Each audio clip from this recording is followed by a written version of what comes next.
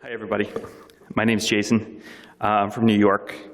I've been told I have 10 minutes, so I'm setting my clock here. I have a 40-minute speech to wrap into 10 minutes, so we'll see if I can whip through this. I'll skip around a lot.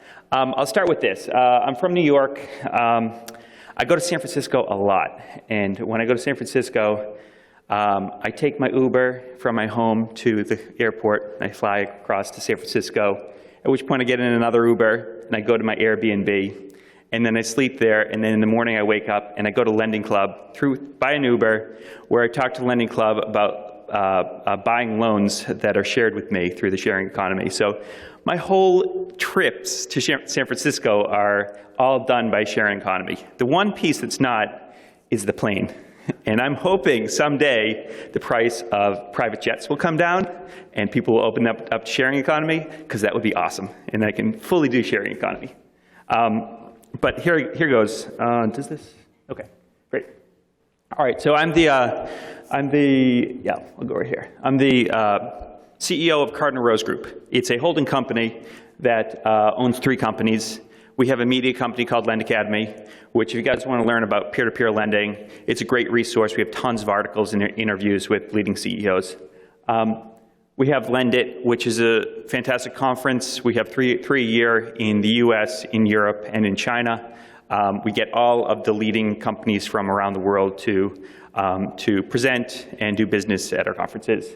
And finally, we have NSR Invest. We have a $100 million investment firm that allocates to platforms. We currently invest with Lending Club, Prosper, Upstart, and Funding Circle.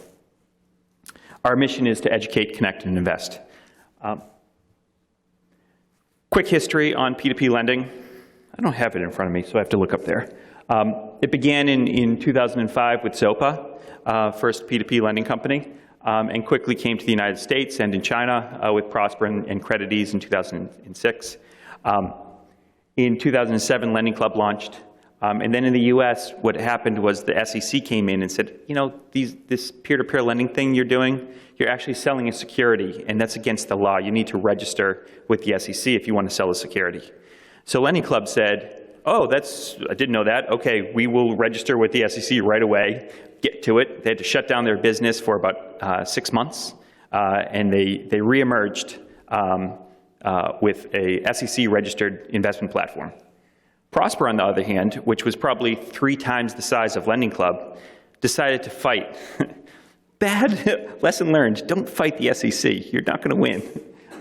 But it ended up taking them more like 2 years to get through the SEC registration process.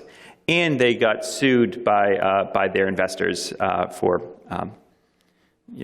there was a class action suit against them, which really slowed down their business. And that's when Lending Club pulled away from Prosper. It was smaller going in, and coming out of the SEC registration process, it was larger, and they haven't looked back since. A big moment was in 2011 when Lending Club Advisors launched. This was the first time. These platforms were marketplaces. This is where anyone could go onto the marketplace and buy loans. For the first time, Lending Club decided to buy their own loans. They created Lending Club Advisors, which was a registered investment advisor. It was a fund. It is a fund that buys loans on their own platform. So while you and I are going and buying loans, so is Lending Club Advisors. So we're kind of competing. They're kind of competing with their own clients. So there's downsides to it, obviously. There's conflicts of interest there. But there's also upsides. They actually opened up a fund that was available to family offices and high net worth investors to begin with, and has since opened up to more institutional investors. So it opened up the category from just being pure peer-to-peer lending to more of a marketplace, which is open to both individual investors, peer-to-peer, but also open to institutional investors that want to buy these loans. And they're great loans. I mean, you're getting 7%, 7 to 8, 9% with very little volatility, very little downside, and it's a great fixed income investment. So the institutions discovered it, and they love it, and they buy it in size at this point. Then we had our first securitization in 2013. Eaglewood, which was the first fund other than Lending Club to launch on Lending Club. They did the first securitization in the market. Lending Club had their IPO at the end of 2014, which is a big event in our industry. BlackRock, largest fixed income shop in the world, securitized Prosper loans in 2015. That was probably the biggest event in 2015. And I think the biggest event for 2016 is going to be China. They have the 3 biggest fintech companies that are private that are teed up to go public. Zhong'an, which is an insurance company backed by Alibaba and Tencent. They've got Lufax, which is the world's largest P2P company that just raised around at $18 billion and is expected to go public this year at about a $30 billion valuation. And then Ant Financial, which is Alibaba spun off Alipay, put it into a separate business called Ant Financial. That's expected to go public late 2016 or maybe 2017. They're talking about roughly 50 to 60 billion in market cap. So those 3 businesses are like larger than any other fintech business in the world right now. Nothing, I mean, just by comparison, Lending Club is a $3 billion publicly traded company right now. So we're talking 3 billion versus 60 billion. Huge differences in size. Major investors have discovered the category. Vikram Pandit and John Mack, former CEO of Citigroup, former CEO of Morgan Stanley.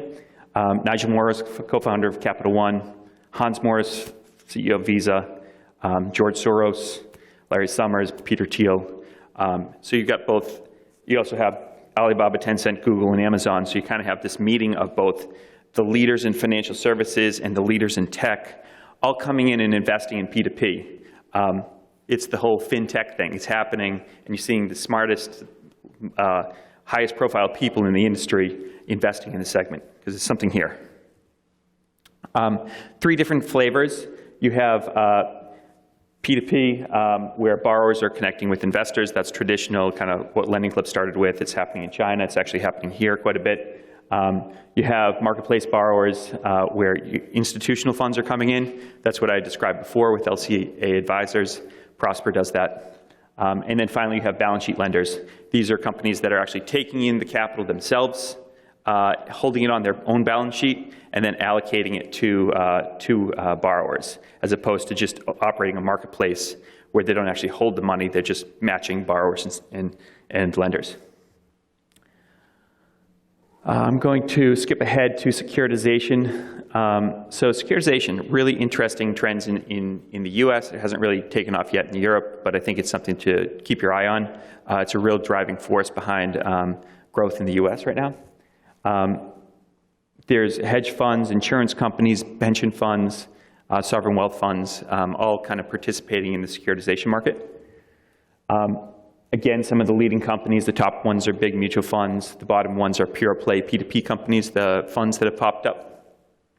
Victory Park and Eaglewood have both listed in London, publicly traded closed-end funds, and are allocating capital pretty aggressively across Europe right now. Here's how a securitization works. The idea of the securitization is it converts a loan into a security.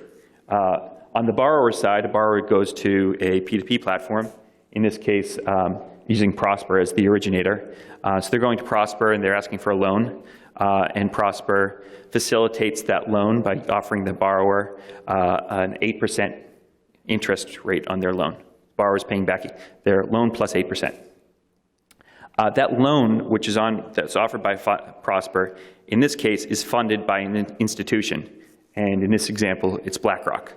So BlackRock sets up a trust company and maybe puts in $100 million into the trust company to buy loans on Prosper. But that's not the only amount of capital they use. They also take out a warehouse facility from a bank. In this case, they lever it up about 3 to 1. So there's about $400 million in total dollars that BlackRock has to buy loans on Prosper. Once they buy up all those loans in this trust, they just then convert it into an SPV. That SPV creates a security out of the pool of loans that they have purchased. They become the issuer of the securitization. That issuer issues notes. The notes are rated by a rating agency like Moody's or S&P. It's actually broken up into a senior tranche, a mezz tranche, and a residual tranche or an equity tranche. A lot of times they'll hold on to the equity tranche, which is a levered return, and they sell off the notes, which are senior debt. The notes are sold to pension funds and insurance companies that are in the business of buying very conservative notes that they have to be rated by a ratings agency. So I'm out of time. Be done soon. The insurance companies are getting, maybe 4% or 5% on their senior debt, and BlackRock, which holding the residual, is getting more like 18%. It's a good way to. It's just a system that they do it over and over again. It's a great way to convert the loan to a security. So real quick, in 2013 was the first securitization, like I mentioned, Eaglewood. Eaglewood was the issuer. Lending Club was the originator. It was the first securitization in the market. The first rated securitization was SoFi, which happened at the end of 2013. They did a pool of student loans. If you notice here, SoFi is both the originator and the issuer, whereas in the Eaglewood case, Eaglewood is the issuer and Lending Club is the originator. A little bit different. Since SoFi is a balance sheet lender, they do it all themselves. In the case of Lending Club, it's a marketplace. They just sell the loans. Eaglewood takes them and does the actual issuance.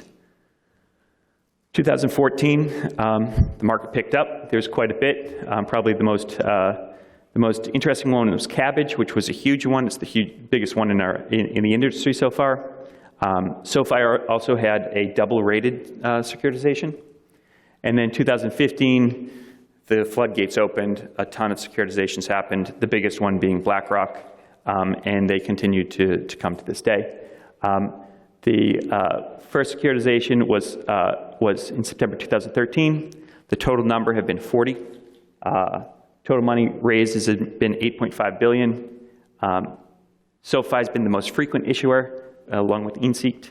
SoFi has also been the largest issuer, $2.4 billion. Citigroup was right behind them at $2.2 billion. And the largest single securitization was Cabbage. I think with that, that's all I can have time for. Thank you very much. My name is Jason. Thank you, Jason Jones. Email me if you have any questions. Thank you.